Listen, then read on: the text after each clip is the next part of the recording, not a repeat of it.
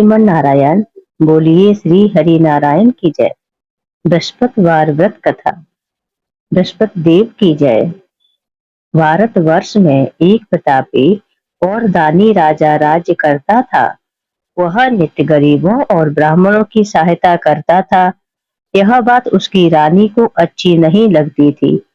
वह न ही गरीबों को दान देती, न ही भगवान का पूजन करती और राजा को भी दान देने से मना किया करती थी। एक दिन राजा शिकार खेलने वन को गए हुए थे, तो रानी महल में अकेली थी। उसी समय बृहस्पति देव साधु वेश में राजा के महल में भिक्षा के लिए गए और भिक्षा मांगी। रानी ने भिक्षा देने से मना कर दिया और कहा, हे साधु महाराज, मैं तो दान पुण्य से तंग आ गई हूँ। मेरा पति सारा धन लुटाते रहते हैं। मेरी इच्छा है कि हमारा धन नष्ट हो जाए, फिर न रहेगा बांस और न बजेगी बांसुरी। साधु ने कहा, देवी तुम तो बड़ी विचित्र हो। धन संतान तो सभी चाहते हैं, पुत्र और लक्ष्मी तो पापी के घर भी होनी चाहिए। यदि तुम्हारे पास अधिक धन है तो भूखों को भोजन दो, प्यासों के लिए प्याऊ बनवाओ, मुसाफिरों के लिए धर्मशालाएं खुलवाओ। जो निर्धन अपनी कुंवारी कन्या का विवाह नहीं कर सकते, उनका विवाह करा दो। ऐसे और कई काम हैं जिनके करने से तुम्हारा यश लोक परलोक में फैलेगा। परंतु रानी पर उपदेश का कोई प्रभाव नहीं पड़ा। वह बोली, महाराज आप मुझे कुछ ना समझाएं। मैं ऐसा धन नहीं चाहती जो हर जगह बांटते फिरे। साधु ने उत्तर दिया, यदि तुम्हारी ऐसी इच्छा है तो तथास्तु। तुम ऐसा करना कि बृहस्पतिवार को घर लीप कर पीली मिट्टी से अपना सिर धोकर स्नान करना, भट्टी चढ़ाकर कपड़े धोना। ऐसा करने से आपका सारा धन नष्ट हो जाएगा। इतना कहकर वह साधु महाराज वहां से अंतर्ध्यान हो गए। साधु के अनुसार कई बातों को पूरा करते हुए रानी को केवल 3 बृहस्पतिवार ही बीते थे कि उसकी समस्त धन संपत्ति नष्ट हो गई। भोजन के लिए राजा का परिवार तरसने लगा। तब एक दिन राजा ने रानी से बोला कि हे रानी, तुम यहीं रहो, मैं दूसरे देश को जाता हूँ, क्योंकि यहाँ पर सभी लोग मुझे जानते हैं, इसलिए मैं कोई छोटा कार्य नहीं कर सकता। ऐसा कहकर राजा परदेश चला गया। वहां वह जंगल से लकड़ी काट कर लाता और शहर में बेचता। इस तरह वह अपना जीवन व्यतीत करने लगा। इधर राजा के परदेश जाते ही रानी और दासी दुखी रहने लगी। एक बार जब रानी और दासी को 7 दिन तक बिना भोजन के रहना पड़ा, तो रानी ने अपनी दासी से कहा, हे दासी, पासी के नगर में मेरी बहन रहती है। वह बड़ी धनवान है, तो उसके पास जा और कुछ ले आ, ताकि थोड़ी बहुत गुजर बसर हो जाए। दासी रानी की बहन के पास गई। उस दिन गुरुवार था और रानी की बहन उस समय बृहस्पतिवार व्रत की कथा सुन रही थी। दासी ने रानी की बहन को अपनी रानी का संदेश दिया, लेकिन रानी की बड़ी बहन ने कोई उत्तर नहीं दिया। जब दासी को रानी की बहन से कोई उत्तर नहीं मिला, तो वह बहुत दुखी हुई और उसे क्रोध भी आया। दासी ने वापस आकर रानी को सारी बात बता दी। सुनकर रानी ने अपने भाग्य को कोसा। उधर रानी की बहन ने सोचा कि मेरी बहन की दासी आई थी, परंतु मैं उससे नहीं मिली और न बोली, इससे वह बहुत दुखी हुई होगी। कथा सुनकर और पूजन समाप्त करके वह अपनी बहन के घर आई और कहने लगी, हे बहन, मैं बृहस्पतिवार का व्रत कर रही थी, तुम्हारी दासी मेरे घर आई थी, परंतु जब तक कथा होती है तब तक ना तो उठते हैं और ना ही बोलते हैं, इसलिए मैं नहीं बोली। कहो दासी क्यों गई थी? रानी बोली, बहन तुमसे क्या छिपाऊं, हमारे घर में खाने तक को अनाज नहीं था। ऐसा कहते कहते रानी की आंखें भर आई। उसने दासी समेत पिछले 7 दिनों से भूखे रहने तक की बात अपनी बहन को विस्तार पूर्वक सुना दी। रानी की बहन बोली, देखो बहन, भगवान बृहस्पति देव सबकी मनोकामना को पूर्ण करते हैं। देखो शायद तुम्हारे घर में अनाज रखा हो। पहले तो रानी को विश्वास नहीं हुआ, पर बहन के आग्रह करने पर उसने अपनी दासी को अंदर भेजा, तो उसे सचमुच अनाज से भरा एक घड़ा मिल गया। यह देखकर दासी को बड़ी हैरानी हुई। दासी रानी से कहने लगी, हे रानी, जब हमको भोजन नहीं मिलता तो हम व्रत ही तो करते हैं, इसलिए क्यों ना इनसे व्रत और कथा की विधि पूछ ली जाए ताकि हम भी व्रत कर सके। तब रानी ने अपनी बहन से बृहस्पतिवार व्रत के बारे में पूछा। उसकी बहन ने बताया, बृहस्पतिवार के व्रत में चने की दाल और मुनक्का से विष्णु भगवान का केले की जड़ में पूजन करें तथा दीपक जलाएं, व्रत कथा सुने और पीला भोजन ही करें। इससे बृहस्पति देव प्रसन्न होते हैं। व्रत और पूजन विधि बताकर रानी की बहन अपने घर को लौट गई। 7 दिन के बाद जब गुरुवार आया तो रानी और दासी ने व्रत रखा। गुड़साल में जाकर चना और गुड़ लेकर आई, फिर उससे केले की जड़ तथा विष्णु भगवान का पूजन किया। अब पीला भोजन कहाँ से आए, इस बात को लेकर दोनों बहुत दुखी थे। उन्होंने व्रत रखा था, इसलिए बृहस्पति देव उनसे प्रसन्न थे। इसलिए वे एक साधारण व्यक्ति का रूप धारण कर 2 थालों में सुंदर पीला भोजन दासी को दे गए। भोजन पाकर दासी प्रसन्न हुई और फिर रानी के साथ मिलकर भोजन ग्रहण किया। उसके बाद वे सभी गुरुवार को व्रत और पूजन करने लगे।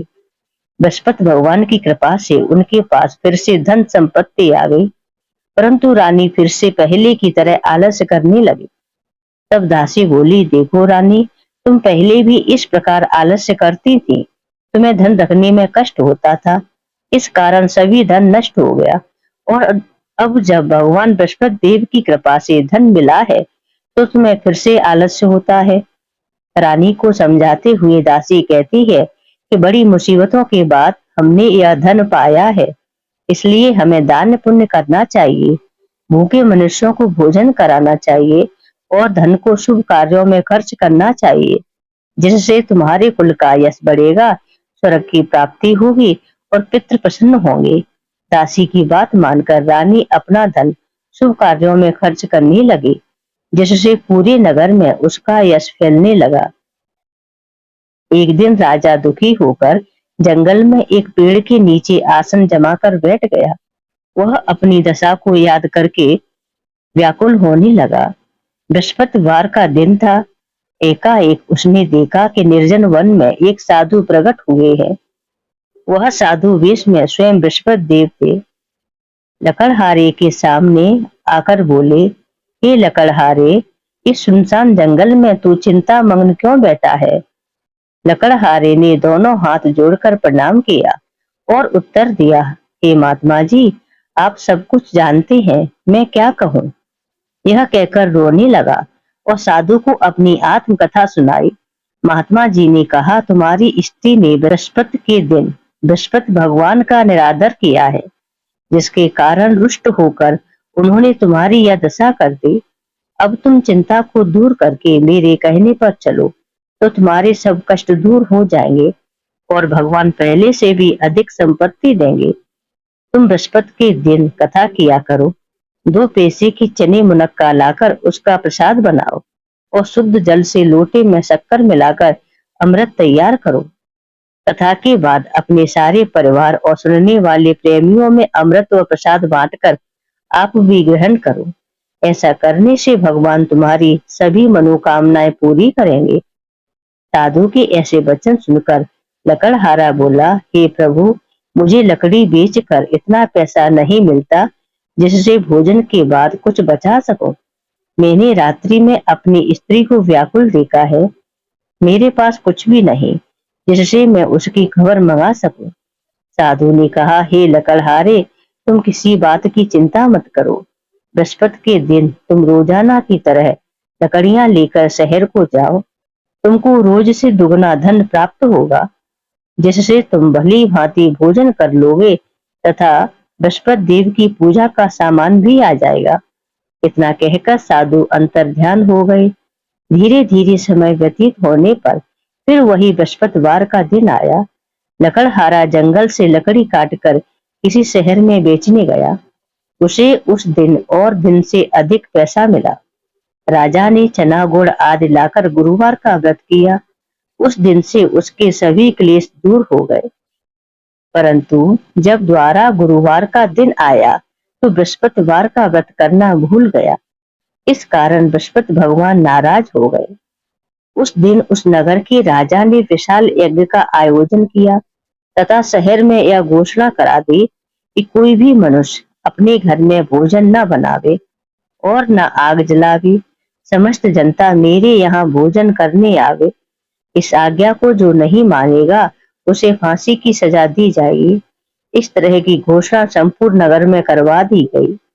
राजा की आज्ञा अनुसार शहर के सभी लोग भोजन करने गए, लेकिन लकड़हारा कुछ देर से पहुंचा, इसलिए राजा उसको अपने साथ घर ले गए और ले जाकर भोजन करा रहे थे तो रानी की दृष्टि उस खूंटी पर पड़ी जिस पर उसका हार लटका हुआ था। वह वहां पर दिखाई नहीं दिया। रानी ने निश्चय किया कि मेरा हार इस मनुष्य ने चुरा लिया है। उसी समय सिपाहियों को बुलाकर उसको कारागार में डलवा दिया। जब लकड़हारा कारागार में पड़ गया और बहुत दुखी होकर विचार करने लगा कि न जाने कौन से पूर्व जन्म के कर्म से मुझे यह दुख प्राप्त हुआ है, और उसी साधु को याद करने लगा जो कि जंगल में मिला था। उसी समय तत्काल बृहस्पति देव साधु के रूप में प्रकट हो गए और उसकी दशा को देखकर कहने लगे, अरे मूर्ख, तूने बृहस्पति देव की कथा नहीं करी, इस कारण तुझे दुख प्राप्त हुआ है। अब चिंता मत कर, बृहस्पतिवार के दिन कारागार के दरवाजे पर 4 पैसे पड़े मिलेंगे, उनसे तू बृहस्पति देव की पूजा करना, तेरे सभी कष्ट दूर हो जाएंगे। बृहस्पति के दिन उसे 4 पैसे मिले।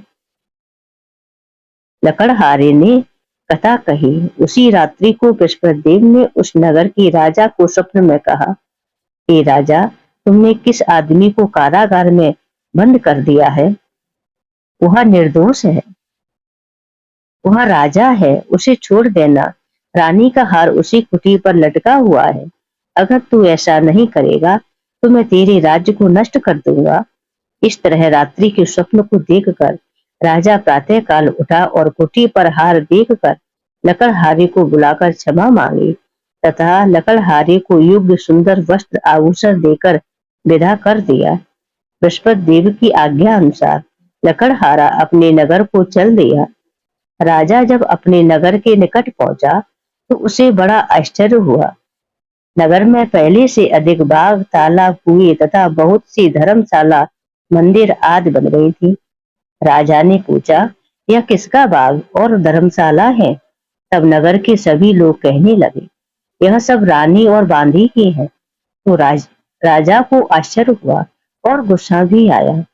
जब रानी ने यह खबर सुनी कि राजा आ रहे हैं तो उन्होंने बांदी से कहा कि हे दासी, देख राजा हमको कितनी बुरी हालत में छोड़ गए थे, हमारी ऐसी हालत देखकर वह लौट ना जाए, इसलिए तू दरवाजे पर खड़ी हो जा। आज्ञा अनुसार दासी दरवाजे पर खड़ी हो गई। राजा आए तो उन्हें अपने साथ लिवा लाई। तब राजा ने क्रोध करके अपनी रानी से पूछा कि यह धन तुम्हें कैसे प्राप्त हुआ? तब उन्होंने कहा, हमें यह सब धन बृहस्पति देव के इस व्रत के प्रभाव से प्राप्त हुआ है। राजा ने निश्चय किया कि 7 रोज बाद तो सभी बृहस्पति देव का पूजन करते हैं, परंतु मैं प्रतिदिन दिन में 3 बार कहानी तथा रोज व्रत किया करूंगा। अब हर समय राजा के दुपट्टे में चने की दाल बंधी रहती तथा दिन में 3 बार कहानी कहता। एक रोज राजा ने विचार किया कि चलो अपनी बहन के यहाँ हो आवे। इस तरह निश्चय कर राजा घोड़े पर सवार हो अपनी बहन के यहाँ को चलने लगा। मार्ग में उसने देखा कि कुछ आदमी एक मुर्दे को लिए जा रहे हैं। उन्हें रोककर राजा कहने लगा, अरे भैया, मेरी बृहस्पति देव की कथा सुन लो।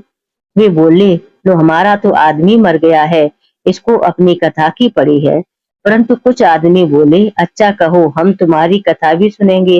राजा ने दाल निकाली और जब कथा आधी हुई थी कि मुर्दा हिलने लग गया, और जब कथा समाप्त हो गई तो राम राम करके मनुष्य उठकर खड़ा हो गया। आगे मार्ग में उसे एक किसान खेत में हल चलाता हुआ मिला।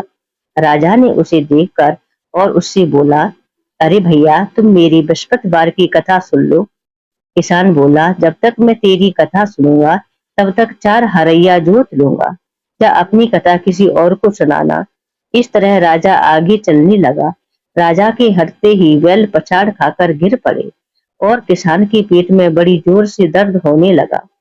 उस समय उसकी माँ रोटी लेकर आई। उसने जब यह देखा तो अपने पुत्र से सब हाल पूछा और बेटे ने सभी हाल कह दिया। तो बुढ़िया दौड़ी दौड़ी उस गुरसवार के पास गई और बोली कि मैं तेरी कथा सुनूंगी, तू अपनी कथा मेरी खेत पर चलकर कहना। राजा ने बुढ़िया की खेत पर जाकर कथा कही, जिसके सुनते ही वह बैल उठ खड़े हुए तथा किसान के पेट का दर्द भी बंद हो गया। राजा अपनी बहन के घर पहुंचा। बहन ने भाई की खूब मेहमानी की। दूसरे रोज प्रातः काल राजा जगा तो वह देखने लगा कि सब लोग भोजन कर रहे हैं। राजा ने अपनी बहन से कहा, ऐसा कोई मनुष्य है जिसने भोजन नहीं किया हो? मेरी बृहस्पतिवार की कथा सुन ले। बहन बोली, हे भैया, यह देश ऐसा ही है कि पहले यहाँ लोग भोजन करते हैं, बाद में अन्य काम। अगर कोई पड़ोस में हो तो देख आऊं। वह ऐसा कहकर देखने चली गई, परंतु उसे कोई ऐसा व्यक्ति नहीं मिला जिसने भोजन नहीं किया हो। वह एक कुम्हार के घर गई, जिसका लड़का बीमार था। उसे मालूम हुआ कि उनके यहाँ 3 रोज से किसी ने भोजन नहीं किया है। रानी ने अपने भाई की कथा सुनने के लिए कुम्हार से कहा, तो वह तैयार हो गया। राजा ने जाकर बृहस्पतिवार की कथा कही, जिसको सुनकर उसका लड़का ठीक हो गया। अब तो राजा की प्रशंसा होने लगी। एक रोज राजा ने अपनी बहन से कहा कि हे बहन, हम अपने घर को जाएंगे, तुम भी तैयार हो जाओ। राजा की बहन ने अपनी सास से कहा। सास ने कहा, हाँ चली जा, परंतु अपने बच्चों को मत ले जाना, क्योंकि तेरे भाई की कोई औलाद नहीं है। बहन ने अपने भैया से कहा कि भैया, मैं तो चलूंगी, पर कोई बालक नहीं जाएगा। राजा बोला, जब कोई बालक नहीं चलेगा तब तुम ही क्या करोगे? बड़ी दुखी मन से राजा अपने नगर को लौट आया। राजा ने अपनी रानी से कहा, हम निर्वंशी हैं, हमारा मुंह देखने का धर्म नहीं है और कुछ भोजन आज नहीं किया। रानी बोली, हे प्रभु, बृहस्पति देव ने हमें सब कुछ दिया है, वह हमें औलाद अवश्य देंगे। उसी रात को बृहस्पति देव ने राजा से स्वप्न में कहा, हे राजा उठ, सभी सोच त्याग दे, तेरी रानी गर्भ से है। राजा को यह बात सुनकर बड़ी खुशी हुई। 9वें महीने में उसके गर्भ से एक सुंदर पुत्र पैदा हुआ। तब राजा बोला, हे रानी, स्त्री बिना भोजन के रह सकती है, पर बिना कहे नहीं रह सकती। जब मेरी बहन आवे, तुम उससे कुछ नहीं कहना। रानी ने सुनकर हाँ कर दिया। जब राजा की बहन ने यह शुभ समाचार सुना तो वह बहुत खुश हुई तथा बधाई लेकर अपने भाई के यहाँ आई। तभी रानी ने कहा, घोड़ा चढ़कर तो नहीं आई, गधा चढ़ी आई। राजा की बहन बोली, भाभी, मैं इस प्रकार न कहती तो तुम्हें औलाद कैसे मिलती? बृहस्पति देव ऐसे ही है, जैसी जिसके मन में कामना है सभी को पूर्ण करते हैं। जो सद्भावना पूर्वक बृहस्पतिवार का व्रत करता है एवं कथा पढ़ता है अथवा सुनता है, दूसरों को सुनाता है, बृहस्पति देव उसकी सभी मनोकामनाएं पूर्ण करते हैं। भगवान बृहस्पति देव उसकी सदैव रक्षा करते हैं। संसार में जो मनुष्य सद्भावना से भगवान जी का पूजन व्रत सच्चे हृदय से करते हैं तो उनकी सभी मनोकामनाएं पूर्ण करते हैं। जैसी सच्ची भावना से रानी और राजा ने उनकी कथा का गुणगान किया तो उनकी सभी इच्छाएं बृहस्पति देव जी ने पूर्ण की थी। इसलिए पूर्ण कथा सुनने के बाद प्रसाद लेकर जाना चाहिए। हृदय से उनका मनन करते हुए जयकारा बोलना चाहिए। बोलिए बृहस्पति देव की जय, भगवान विष्णु की जय।